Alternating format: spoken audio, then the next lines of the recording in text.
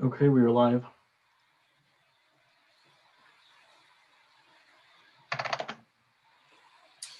Okay, Margarita, can you share the screen or the PowerPoint? Sure, Evan, can you allow screen sharing, please?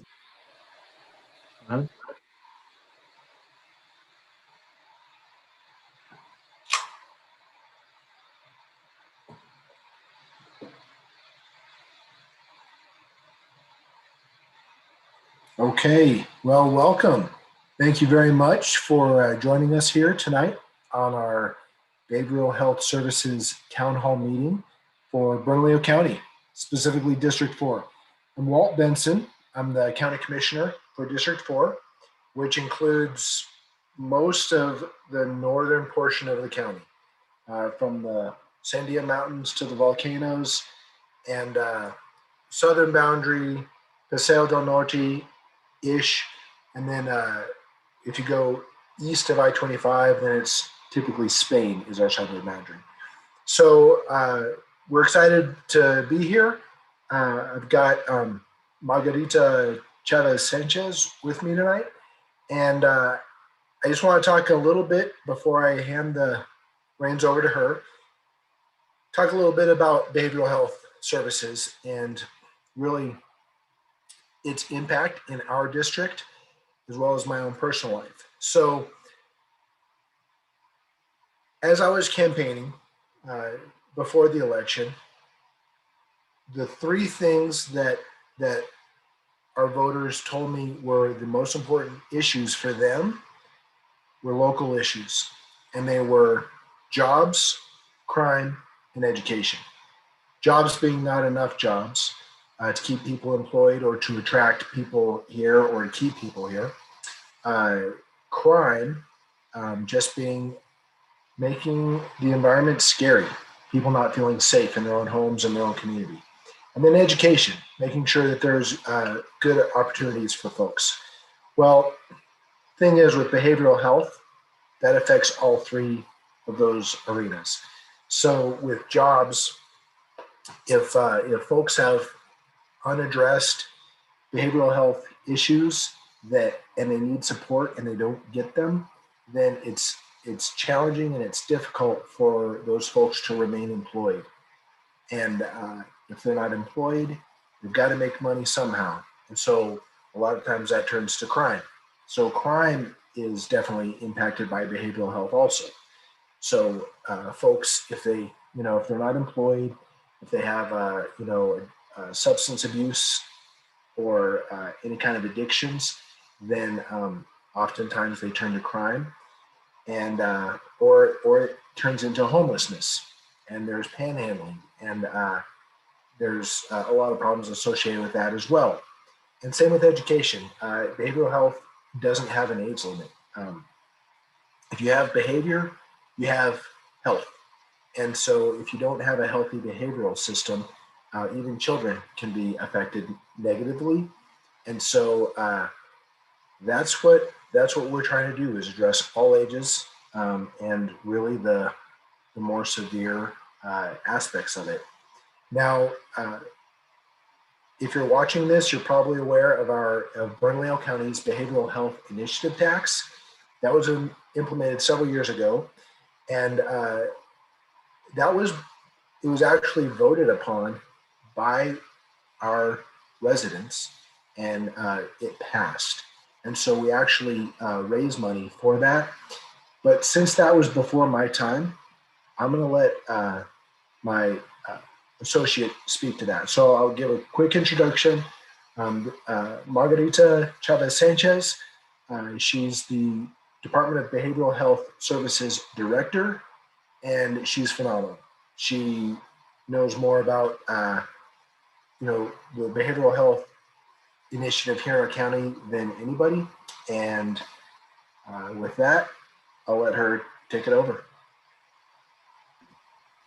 Thank you, Commissioner. Appreciate it. Good afternoon, everyone. Thank you for joining us today. As the Commissioner mentioned, we're going to really work on highlighting the Behavioral Health Initiative and really working on those 3 focused areas that the Commissioner mentioned that are so vital and important to our constituents and to the community as a whole, and the way that the Behavioral Health Initiative is working to address those priority focus areas in your district.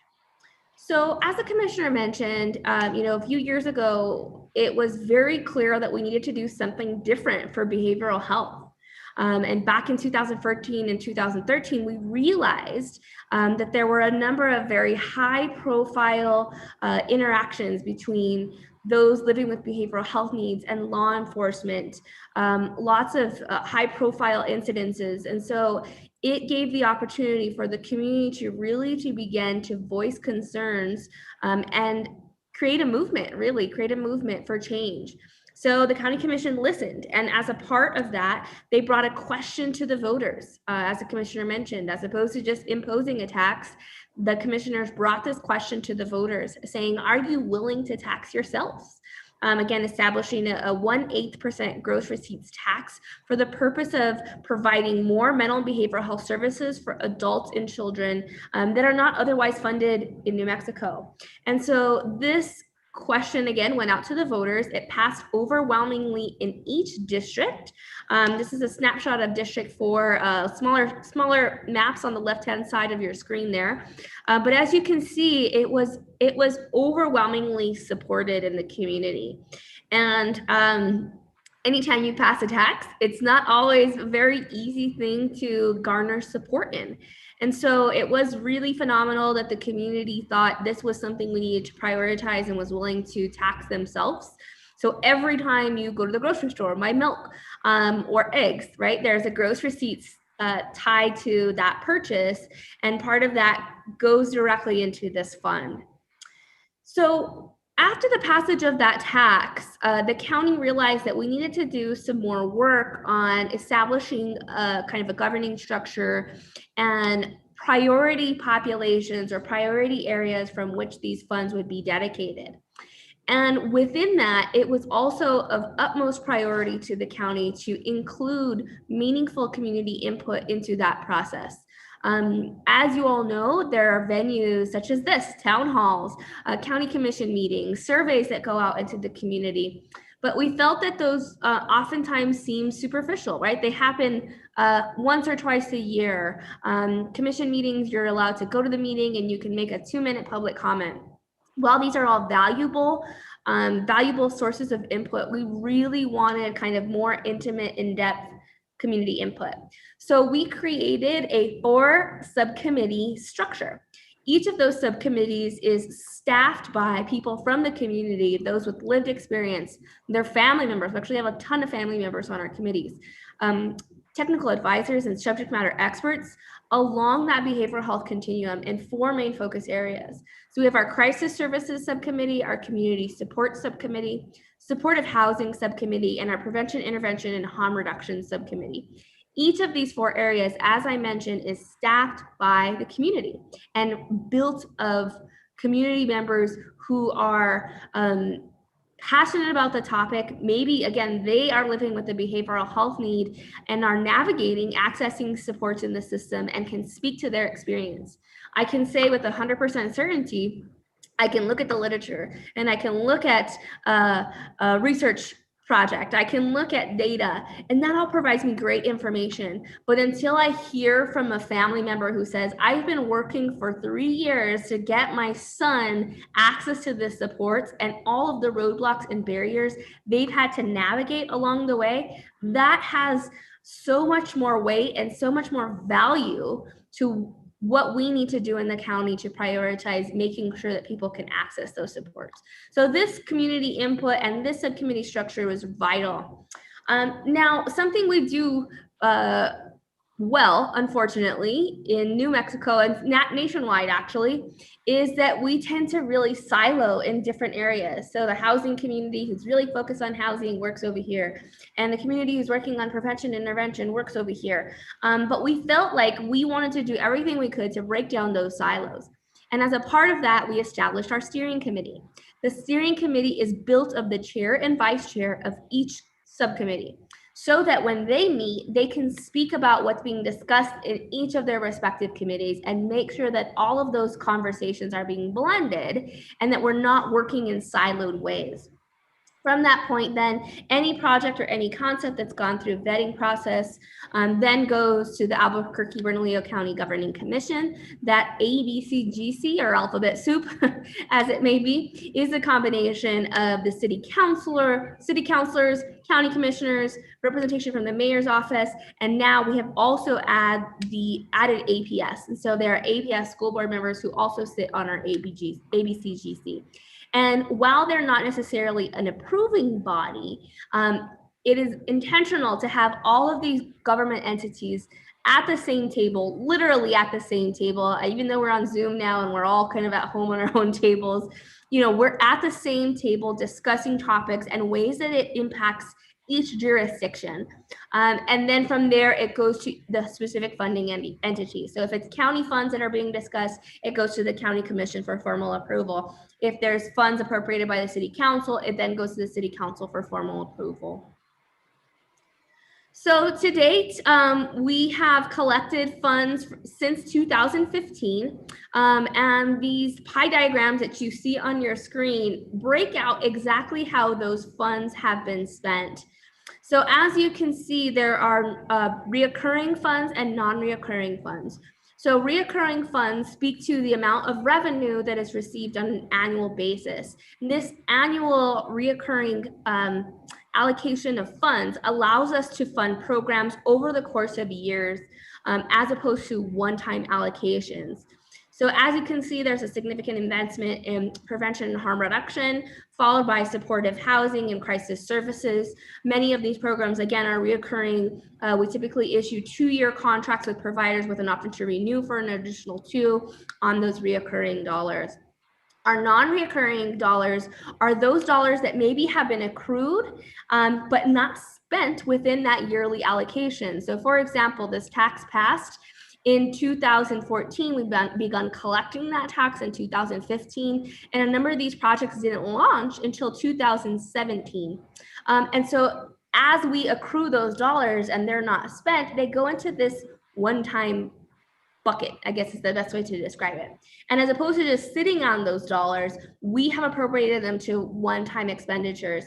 Again, large amount appropriated to crisis services, the biggest of which is a $30 million allocation for crisis services for crisis triage center and crisis supports.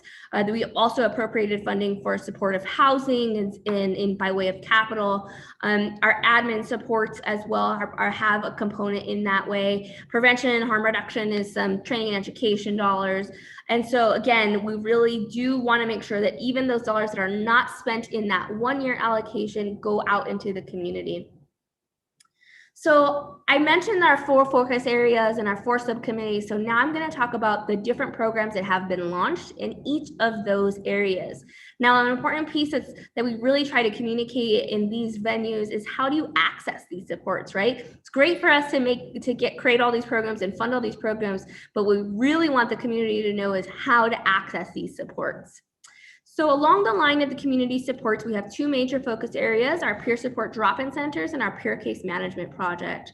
Our peer support drop-in center actually identifies 2 different providers and 2 different drop-in centers, one of which is funded through the Albuquerque Center for Hope and Recovery. This is an adult drop-in center. There are a couple sites available. One in the downtown-ish area and one on the Southwest Mesa.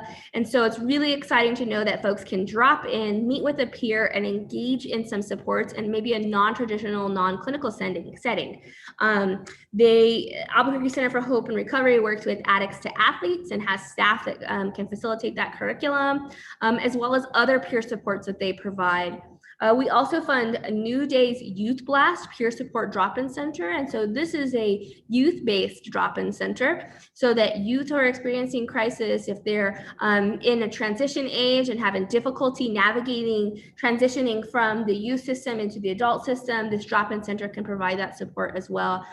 They actually have a new location in the International District that I'm not sure if they're actually seeing clients at that new location yet. But Commissioner will make sure to get that information to you, and you can share that on your page and with your constituents as an update.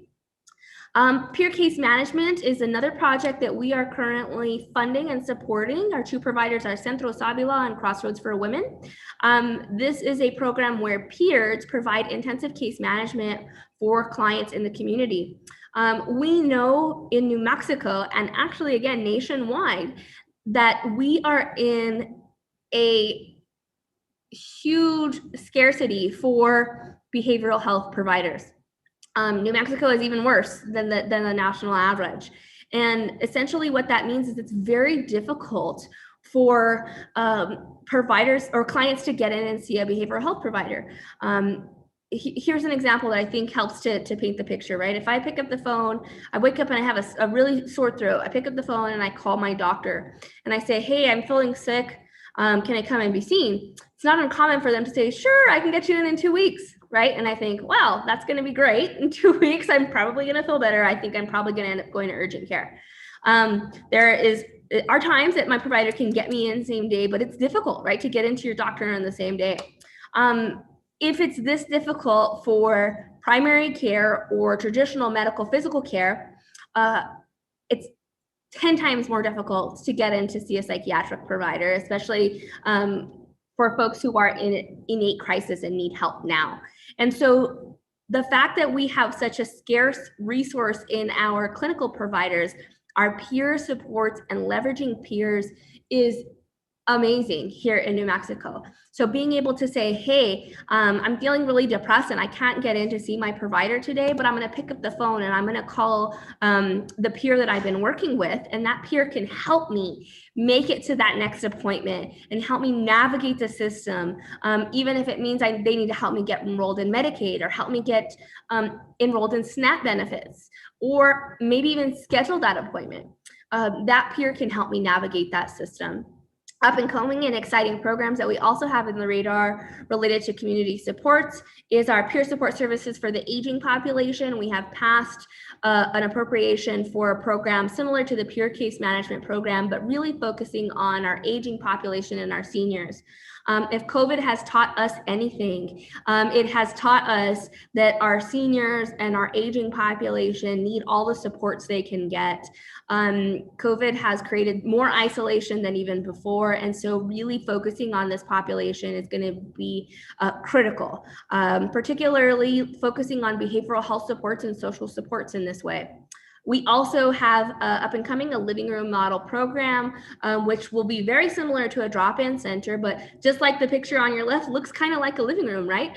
But a space where people can drop in and be able to engage and receive support from a peer as opposed to a clinician or a traditional clinical model. I don't know if I've ever been to a doctor's appointment where the waiting room looked like that picture on the left. But a place that looks like a living room, right? It's much more inviting than maybe your traditional, more stale or institutional hospital or doctor's office waiting room. So shifting over to prevention, we have a couple of different programs that we're funding out of the Behavioral Health Initiative. Our very first program that was funded out of the Behavioral Health Initiative is our Adverse Childhood Experiences.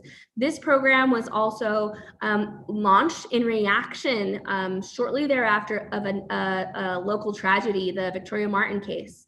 The commission came to us and said, we need to do something. How can we do something to work and provide support for our children who are exposed to trauma, right? And adverse childhood experiences.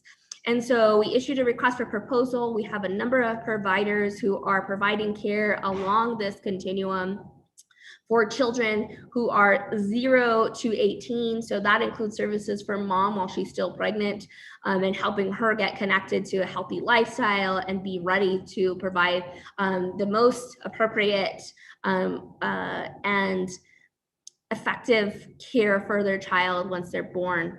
Another piece that's really important that we are currently funding is suicide prevention.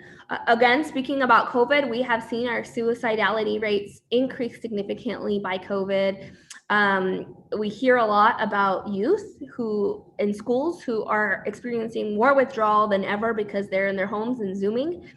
And so the investment in suicide prevention, again, is something that's really critical to the community. It's a very top priority to Bernalillo County. Our providers are Centro Savila, First Nations, and Albuquerque Public Schools. And so we are currently funding programs within Albuquerque Public Schools for youth to be able to plug into these preventive services. So if you have a child who goes to APS and they're needing supports, those supports are built there. If we can help you access them in any way, please let us know. We are also funding training and education. We believe that it is really important for us to make sure that we are educating the community on behavioral health. What is behavioral health, right? One of our very first slides were all those news headlines, right, about law enforcement engagements with the behavioral health population. And I think for many years, there was a misconception that that's the profile of behavioral health, right? That these high profile cases, which often include someone with a weapon and the need for a law enforcement intervention. But really, 1 in 4 New Mexicans are living with a behavioral health need. And so it can be your colleague or your coworker, it can be your parent or your child, your spouse or your partner. And I think we have to remember that. And that's really, really important. My first true interaction with someone who experiencing a major behavioral health diagnosis was my grandmother. My uncle was killed when I was in middle school, and my grandma slipped into severe depression shortly thereafter. And I was young. As I mentioned, I was in middle school and I couldn't quite understand what was going on at that age. I just knew that my grandma was not the same. She didn't really talk to us. She would come out into the living room and visit on occasion if we go over. But prior to that, my grandma is your very traditional Hispanic grandma. Like the second you walk in the door, she's like, "Are you hungry? Are you hungry? I just made tortillas." She's ready to host and to feed us. And for a number of years, she was in a severe depression. And I do remember hearing my parents say that word, but I never knew what it meant. And as an adult, I think, again, when I think about behavioral health, that's the thought that comes into my head. It's not the James Boyd or the very, again, high profile, quote unquote, violent perception that is often perpetrated by media. It's my grandma, right? It's my grandma. It's my loved ones who are maybe navigating postpartum depression. It's our coworkers, right? Who maybe are having moments of depression due to loss. And so this training and education is intended to educate the community on not only how to identify behavioral health needs in the community, but also how to respond appropriately and effectively to be there to support, our fellow community members in ways that we can. So we have a number of different providers who are providing a wide array of training and education services. And you can easily access these via our website. The last slide will have our website, but it's bernco.gov/DBHS. We have a training calendar there. All of these all of these courses are paid for by the county through the Behavioral Health Initiative, and so they are free to the community. Anyone who needs continuing education credits, many of our classes also include continuing education credits. And so if you personally or you professionally can benefit from these courses, we highly encourage you to attend. Along the crisis continuum, we have a number of different programs that we're funding. I'll start with the services on the CARE campus. Many of you may have known the CARE campus as the MATS campus for many, many years. And we have officially rebranded to the CARE campus. And the reason for that is that we are no longer only focused on substance use disorders and addressing substance-based needs in the community, but we are focused on behavioral health, and we are working to provide care along a continuum. We have a number of programs that are operating directly out of that care campus. The first is our Public Inebriate Intervention Program, or our PIP program. This is overnight sobering services. So anyone who is intoxicated and needing overnight supports and observation can come to us. They stay with us overnight. We observe them, we feed them, and we hydrate them. And then in the morning, we connect them to services at All Nations or through our case managers. This is a resource for law enforcement. So if law enforcement engage with a client who is intoxicated, maybe sleeping on a bus stop, they can bring them to us instead of taking them to an ER or taking them to the jail. The only requisite is that they have to be able to ambulate on their own. So they have to be able to walk, even if it's extremely unsteady, they have to be able to walk, and they can come to us. And so again, this program is open nightly, and clients come in for that support every day. We also have our social model detox program. This is a 10-day social model detox program. Clients can come to us and detox from alcohol, opiates, methamphetamine, fentanyl, and oftentimes it's a mixture of all of them. And so again, anyone who is seeking detox can come to us to receive that support. The next level of the continuum is our supportive aftercare and our Mariposa Milagro program. That supportive aftercare program is a 6-month or 30-week residential treatment program on our campus. So we have apartment style living in the backside of the campus where clients can live with us. It's very closely resembled off of a sober living model. So they live with us and they go through programming and supports. They work with the care coordinator with the goal of being housed and having a job and or in school at the time that they leave that program. The Mariposa Milagro program is a collaboration with the University of New Mexico Hospital to provide this supportive aftercare service to pregnant and postpartum women. UNM provides the medical care, pre and postnatal, and pediatric care for the babies, and we provide the social model substance-based supports. We also have our crisis stabilization unit. This is really exciting. We have only the second licensed crisis triage center in the state of New Mexico that's operated out of the CARE campus. And at that CTC, we provide crisis stabilization. So this is a 2-week, 14-day stay where clients can come with us pre or post crisis to receive continued stabilization and support. There is intensive case management that happens through this program. The next level of our crisis support is our Transition Planning Resource Reentry Center program. Many of you may have heard for many years that when an inmate was released into the community and were returning citizens, they were taken in a bus down to the corner of 4th and Roma downtown.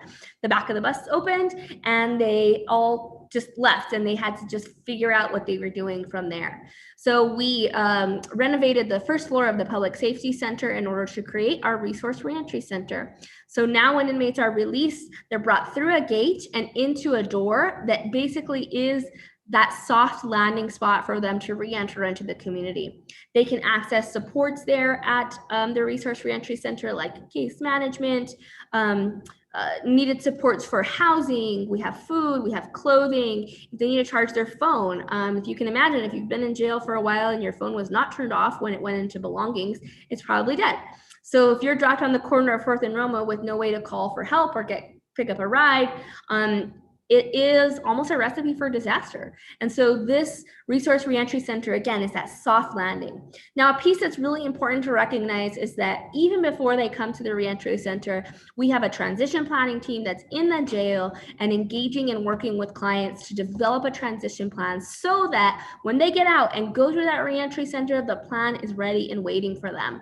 So they've maybe applied for housing, they've filled out applications, they've scheduled appointments, they've helped to navigate their medications on that front end. And now when they re-enter in the community, they can be successful, and the goal of really reducing that recidivism back into the criminal justice system. The last piece of our crisis supports is really looking at our mobile crisis teams. This is something that hopefully everyone has heard about. This has been in place for a couple of years now. We currently have 4 APD, 2 BCSO, and now 2 BCFD teams. So these teams pair a master's level behavioral health clinician with an officer, again, either out of APD or BCS. So they are in the units all day and they get dispatched to behavioral health calls. So this brings a master's level behavioral health clinician to the homes or to the scene of our behavioral health calls, as opposed to just law enforcement.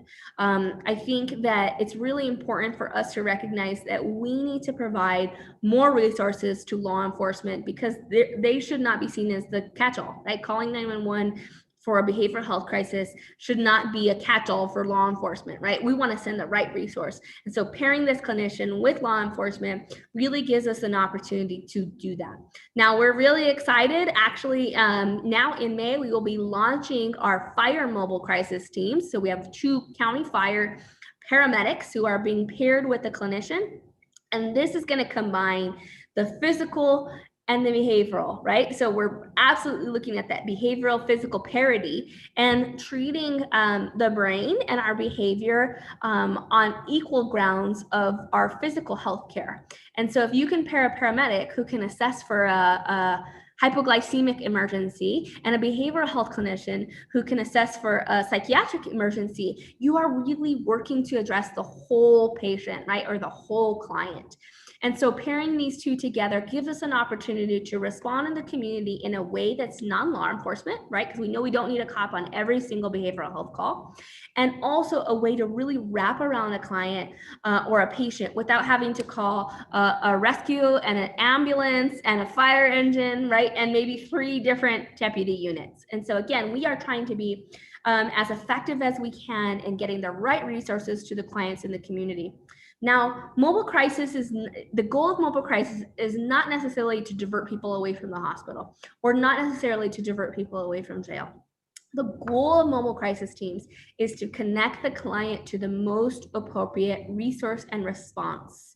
And so if this mobile crisis team gets on scene and that clinician says, oh, this client's got to go, we got to go into psychiatric emergency services, they need a higher level of care than what I'm able to provide in the home, then we want that client to go to the hospital, right? If innate crime has been committed and there is an imminent threat that law enforcement needs to be involved and intervene and connect somebody into, take somebody to MDC, that should not be interrupted. But again, if this person can be cared for in their home, the clinician and the officer can de-escalate the situation and help them be successful in their home and plug them into supports. That's what we want, right? We want to connect people to the right level of support and have a clinician aiding in that judgment. So housing is our last focus area, one of which the commissioner mentioned is a very high priority in the community, right? I'm sure, Commissioner, you heard this on your campaign, right? What are we doing about those who are homeless? How are we addressing the housing needs in the community? So here at the Behavioral Health Initiative, we've done a number of things related to housing. The first of which is our Community Connections Supportive Housing program, which has been in place for many years. This provides scattered site behavioral health housing now. We're really excited because our Community Connections program is going to expand to also include single site. But let's talk about scattered site. What scattered site means is that we have a client who needs housing supports, right? So maybe they are homeless and they need support to maintain their housing. Well, it's critical to give them that roof over their head. It's not always that easy. It's not always easy to just say, here's the keys, figure it out, and we hope you're successful, right? Sometimes it's, here's your house, here's your home, and we have a case manager for you that you can call anytime that you need, who will meet with you at least twice a month and make sure that you're successful, get you your behavioral health appointments, get you connected to Social Security, right? Get you on SNAP benefits, whatever that may be, all of the supports you need to be successful in this new housing model. So this community connection scattered site component has been really successful. We are currently contracting with the University of New Mexico Hospital and Crossroads for Women, who are our case management providers for this program. Anyone who is interested in this program, we can get you a copy of the application to get onto the waiting list for Community Connections. Really excited. We've recently passed an increase in funding to this program to provide more vouchers and more supports to our clients in the community. Now, our youth transitional living program is something that was also a top priority for the community, because we knew that transition component at 18 to 26-ish age is a really vital time for youth as they transition from from being youth to adults. And if you add a behavioral health need or behavioral health component, it's even more difficult. Many youth have been maybe engaged in the foster system and are not really sure what to do. Maybe they've been on their parents' health insurance, and then they come off that insurance and they don't know what to do or how to navigate that system. And so we're currently funding a number of providers. Casa Q, which really focuses on LGBTQ youth and providing supports for them. As I'm sure many of us are aware, often our LGBTQ youth have more difficulty navigating the systems and navigating systems that are inclusive. They maybe have lost supports of their family. And so this investment in Casa Q is really focusing on providing supports to LGBTQ youth. We also contract with YDI, A New Day, and Serenity Mesa, each of which provide different levels of those youth transitional living services. As I mentioned, we're really excited about the start of our single site component. Our single site component will be the newest component of our community connections. Now, single site is for clients who are have a little bit more acute behavioral health needs. So I talked earlier about someone who gets an apartment and then they get a case manager and then they're successful in that space. Now, a lot of people fall out of that program because even with the case manager that they meet with every other week, it's too difficult for them to navigate getting to that appointment that case manager scheduled or being able to access those supports. And so they're unable to be successful in that setting. This single site unit provides those supports on site. So if I live on the 3rd floor of this building that you see here on this picture, and it's the middle of the night and I begin to spiral, or I start to have, different thoughts in my head about hurting myself or hurting someone, or maybe I'm hearing a voice that wasn't normally there, all I have to do is walk downstairs into the lobby and I will meet with a peer, right? There will be a peer support 24/7 on site. And during daytime hours, there will be clinical behavioral health support services. So you can meet with a counselor or a clinician on that 1st floor, readily available. You don't have to navigate a bus or driving somewhere or finding parking. You just walk straight downstairs. So again, these are for clients who have a higher acuity need and can access those supports immediately on site. So we're really excited about this. This is a unit that we're hoping to be built, constructed, and occupied in the coming years. This is a 45 unit permanent community. And it's built for multifamily. We'll be providing supports for families in this site and for veterans. So we're working with the county housing department to provide those supports for veterans in the community as well. We have a second single site, which is a joint city county project. Our current provider is St. Martin's Hope Works. These are it's actually going to be 42 single units. Again, same model, on-site support services and staff 24/7. So again, we're really excited about this launch. This one is set to open this fall. We'll be starting to house up at this site. Another piece that it's really important for us to talk about is this brand new component, our mobile outreach unit. The county has received a grant to wrap and retrofit this old Walter White RV that we now call Big Bertha. Big Bertha is going to go out into the community, into different districts on different days and provide behavioral health supports. Some of that is providing needle exchange and needle pickup, distribution of Narcan, Narcan training. We also are working with the Department of Health to hire a nurse to provide vaccinations and wound care. And again, the really critical component is case management. So someone can literally just see this Big Bertha in their neighborhood and stop and say, hey, how do I get connected to methadone? Or can you help me? I'm homeless and I need housing. Can you help me with that? And it can just, again, provide that support out in the community for folks who maybe can't navigate getting to the care campus or getting to another resource. We're going to bring the resources to you. So we're really excited about this mobile outreach team. We're hoping to launch this summer. Big Bertha has been going through a little bit of a renovation, so we're really excited for it to not look like a Walter White vehicle on the inside, but more to look like again a support unit that we're really excited about. So with that, I know I provided a ton of information. I'll just pause on this screen for a moment in case anyone wants to capture my contact information. Feel free to email me. I mentioned the website at the bottom of the page. We have a ton of information on each of our programs, how to access those programs, and a portal. If anyone has any ideas on things that we should be focusing on that maybe we haven't, you can submit those on that portal. As well as looking at all of our social media for any updates. Commissioner, I think now's a great time to do a little plug. May is Mental Health Month, so really think about mental health of your own mental health and the mental health of your loved ones in this month. Our department will be doing weekly webinars on behavioral health initiative funded programs. And so the same way you found out about this program, we will be blasting out information about those different webinars. And so if you'd like to join us and get more information, we're going to get more into the weeds than I gave us today and literally interview some of our providers. So excited about that and excited about Mental Health Month. So Commissioner, with that, I will turn it back to you and we can stand for some questions. Great. Thank you so much, Margarita. For all viewing, as you can see, she knows what she's talking about. She's a great resource for me. Anytime I have a question, I know I can go to her, and she's always so willing to help. She's always available, and so is her staff. So I think it's great. As you see, also, we've got a lot of resources now, thanks to you, our voters, with our Behavioral Health Initiative tax.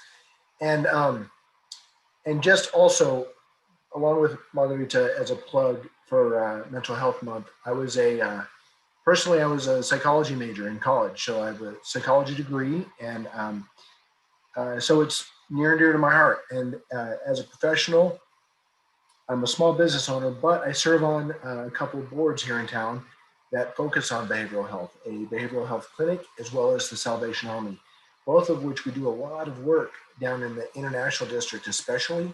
And we work with folks that are returning citizens, just coming out of jail, trying to get their feet back under them, as well as a lot of homeless and transient folks, and just people that are struggling, a lot of mental health and substance abuse issues. So it's near and dear to my heart, and the more we can work together and unify, and also just be aware of the resources that are out there and educate, the more progress we'll be able to make. So, okay, Evan or Margarita, do we have any questions? Yeah, we received a couple during the presentation, so I'll start off with the first one. Does the county anticipate on expanding services near the Pasel del Norte area? Margarita, I'll let you answer a lot of these that are specific to your department. Sure. So through the Behavioral Health Initiative, we work to ensure that we're providing services across the county. We look at data that tells us where there are high incidents of behavioral health or substance-based crime. We look at data of where those mobile crisis 911 calls are coming out. And something we didn't mention as a function of the presentation is that we are currently hosting a needle mapping app. And so from our website, Evan, correct me if I'm wrong, from our website, people can get to that link. And if you find a needle in the community, you can log to that link and you can drop a pin and essentially map it. We look at that and we say, hey, how can we do more in this community? If let's say in that Paseo del Norte area, we're seeing a lot of needles that the community is reporting. We want to dispatch our needle pickup and get some community outreach in that area. And so the very long way to answer your question is, yes, we're working to expand services across the community and really look at areas that we can tailor those high needs. So if we're seeing an increased amount of homelessness in one area, we want to deploy those resources there. If we're seeing an increase in psychiatric mobile crisis calls in one area, we want to dispatch resources there. The other thing that we do is that every time we have a new contract or a new proposal is we put out a request for proposal to the community. And when we do that, we want the community at large to respond, because we want those providers in the community who are the experts doing this work to receive the funding to do that work better. And so again, I think it's really important to think about every neighborhood being able to touch those funds by way of responding to RFPs and answering that call. And so, Commissioner, now I think it's a good time to say anytime we have something like that, we're going to share that with you, and you can help us blast that out to your networks and share that with your constituents, so that we can, again, work to expand services in every jurisdiction. Great, that's great. And I will be sure to share also, just as a personal anecdote, one of my stores, I own a couple of Baskin Robbins here in town, and one of them is in the Northeast Heights over on Wandabo and Montgomery. So it's just south of our district, but close. You could throw a stone to it. And I had a homeless individual passed out in front of my door. I guess he wanted some ice cream, and it was morning time. We couldn't even get inside the store, and he was a mess. He had food all over himself. He had a box of donuts and a drink, and so I helped him kind of clean himself up a little bit, pulled him to the side. He was aware, but very unresponsive. He was either intoxicated or under the influence of drugs. So I called our non-emergency police number, and they brought police over to come help take him down to the hospital where he needed help, and he wasn't going to be okay just being left alone, and it was a disservice to him, as well as we've got little kids that are trying to come in and get ice cream, so that could be scary and shocking for little children. So the county and the city are working very closely together. As you saw, the response teams, we've got APD as well as Sheriff's Department doing that. So I think the resources are there. We just have to know how to use them. Right. And Commissioner, you reminded me of something that we neglected to include in the presentation, is that in a week, we will be announcing a new service, which is our community engagement teams. And so that situation that you mentioned is a perfect opportunity to add a phone number that we will be distributing widely for anyone to call and say, hey, I have somebody who needs help. I don't need an officer. I don't need 911. And now it'll be a peer-based team that can respond, can help that individual get connected to care, be it housing, be it shelter services, whatever it may be, they can help them navigate that. So that's really exciting. I believe, Evan, we have a press conference scheduled on May 3rd. So I believe that's Monday. And so we're really excited to be announcing that. That'll be a phenomenal resource in the community, and they are going to be ready to respond across the entire county within the city or unincorporated areas. So that's a great resource, and thanks for the reminder about that gap, right? That's a gap that we've heard in the community. What do? I call 911 because I don't know what else to do. I call 311. I don't know what else to do. And so we are working to respond to that gap by launching these community engagement teams. Great. Our next question is, I have young school-age children and I am a single mother. What are some of the behavioral health supports that are available to me to help meet the needs of my children? That's a great question. I think it's a good point to just circle us back into those adverse childhood experience-based services. So a number of our providers are really focusing on young children, even preschool age children. Our peanut butter and jelly services provide services for, preschool age and their families to provide those supports. Another piece that we're getting ready to launch, hopefully in the fall, is an expansion of school-based health centers. So for kids who are in school, we're currently funding the suicide prevention programs, but we're really excited to be launching our school-based health centers. Our school-based health centers right now, we're looking at something that's not quite popular and hasn't been done a lot, which is mobile school-based health centers.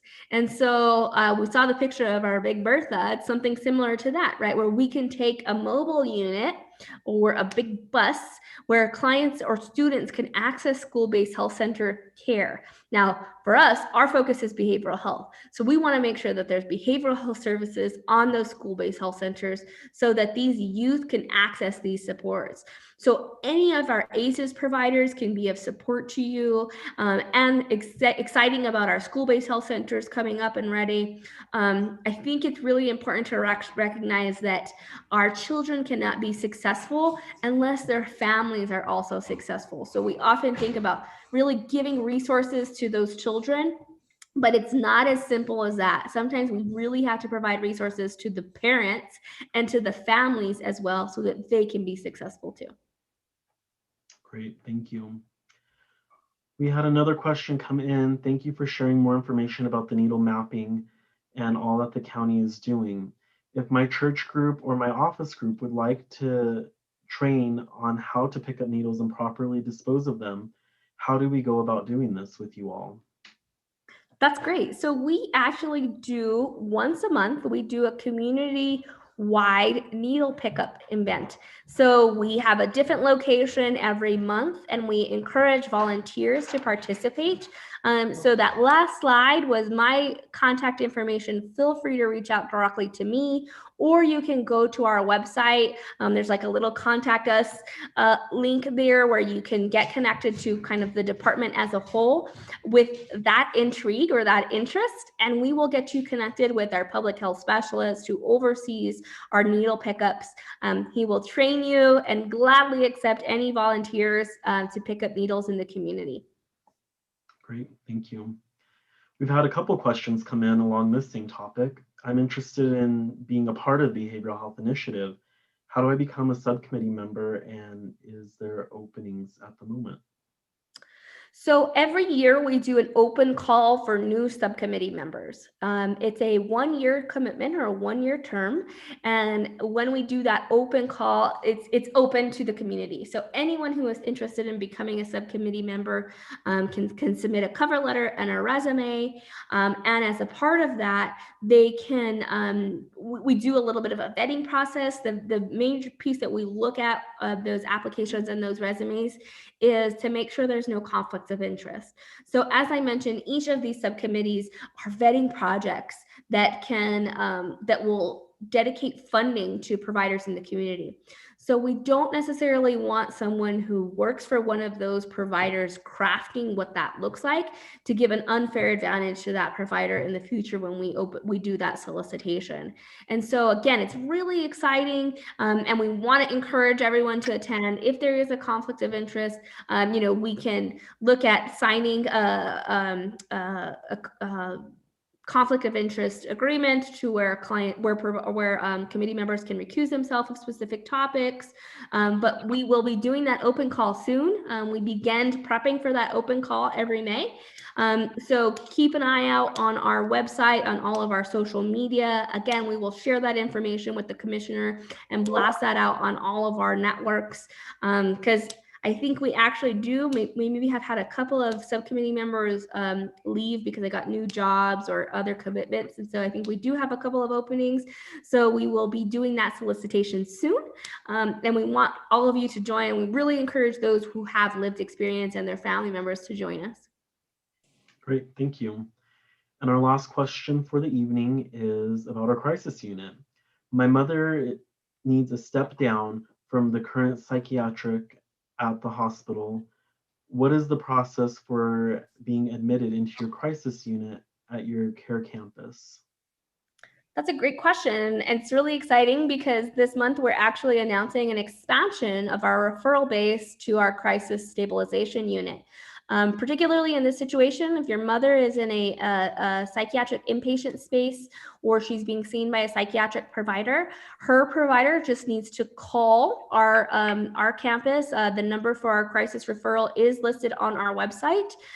She can call and we do a provider to provider referral. And so what the reason that we do a provider to provider referral is that we need to make sure that we're assessing that this is an appropriate level of care for the patient or for your mother, and that we are able to provide the most appropriate care for her during her time with us.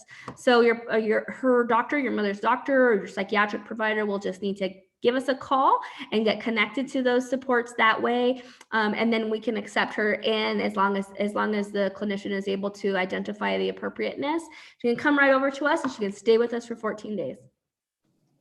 And that concludes our questions. Great. Hey, Margarita, I want to jump in. I got kicked off due to technical difficulties, but I'm back on my cell phone. And so I missed some of your answers, but I did hear a question from a single mom with kiddos. And I just wanted to reach out to that mom and say, it blesses my heart to hear a question from you. I was raised by a single mom, and I know I put a few more gray hairs on her head. And I've got 4 kids of my own, so I can relate as a parent as well. But hang in there. You're doing an awesome job, and your children will grow up and call you blessed. So thrilled to see that question up here. Great. Couldn't agree more. Especially with Mother's Day coming up, right? That's right. Awesome. Great. All right. And are there any other questions? I think that was our last one. Yeah. Mhm. Okay. All right. Well, and I just want to say that we did receive a few questions that were unrelated to behavioral health, and I'll be responding to those. They were good questions, but just more, I think, general questions about our county operations as well as our gross receipts tax. So everything's going great, and I'm happy to share that with you, but I'll do that privately through the to the same email accounts that we received them from. Well, thank you everybody for coming tonight. Margarita, fantastic, great work as usual. And Evan, thank you so much for setting us up for success. And we look forward to hearing from everybody. Until next time, take